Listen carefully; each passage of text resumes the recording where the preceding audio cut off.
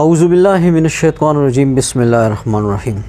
پښتنو ورونو خويندو السلام علیکم. الله مخاد آباد لره. دو ورځې مخکې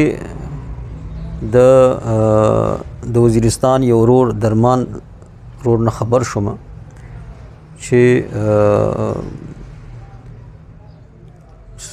سموده مخکې چې دی نو د وزیرستان نه سکرټوال راغلی او په دغه کې ډي خان کې آباد شوي.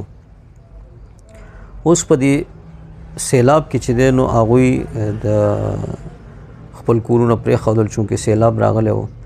سبنو ته لاړل او څه چې دی غر ته وختل چې واپس راغل نو کورونه وران او د هغې نه د غم خبره دا ده شیره د غزي انتظامیه ورته ویلي دي چې ستاسو شناخت کارت چونکې دیزي نه دی نو تاسو چې دی نو دغه ته لاړ شئ، وزیرستان ته لاړ شئ. یو خو په داسې موقع چې یو کور یو په سیلاب ځپلی دی په دغه کې دی او بل انتظامیه ورته وایي چې یاره ستاسو شناخت کارت د دیزي نه دی، تاسو وزیرستان ته لاړ شئ. نو د زړه د خوږ خبره خدا ده چې زما په ډي خان کې په بنو کې په پېښور کې په نورو ښارونو کې چې دی نسلاً هندیان پنجابیان چې نن هم چې دی هندکو پنجابي وایي یعنی پنجابي وایي.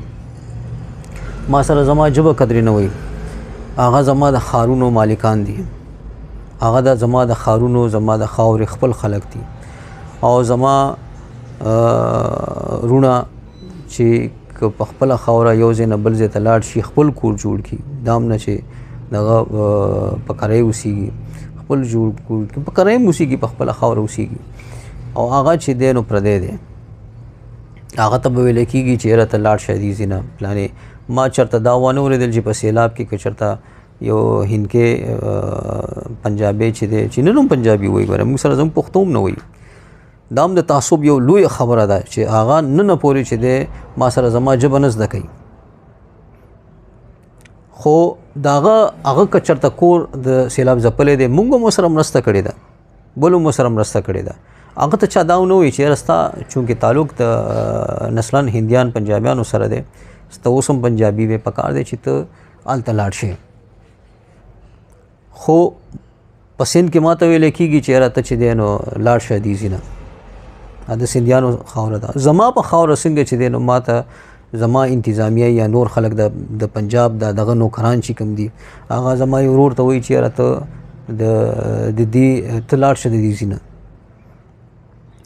دا سیز به چې دی نو انقلاب ته خبره یوسي، اولاد یو کې چې دا انقلاب ته خبره یوسي. پښتنو زه بار بار تاسو ته یم چې ګویښ شئ، متحد شئ، یو غږ شئ چې لا مو تر باسي نه دا خاوره د پښتون قوم برخه ده. تر څو چې موږ دا غږ نی پورته کړی چې مو تر باسي نه د خاوره پښتنه خاوره چې د پښتون قوم برخه ده په د دې په وسایلو سرکاري چوکو نوکرو اولنی حق د پښتون دی.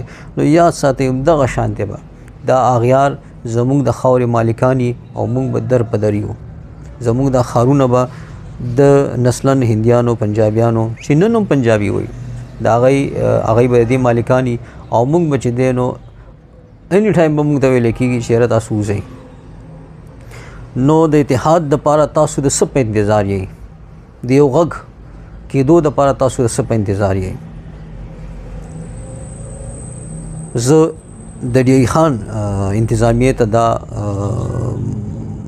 خبر ورکوم چې فلفور دغه وزیرستان چې کوم دغه دي په دې ډي خان کې چې میشته پښتانه دي دا د خپله خاوره ده، دوی په خپله خاوره میشته دي.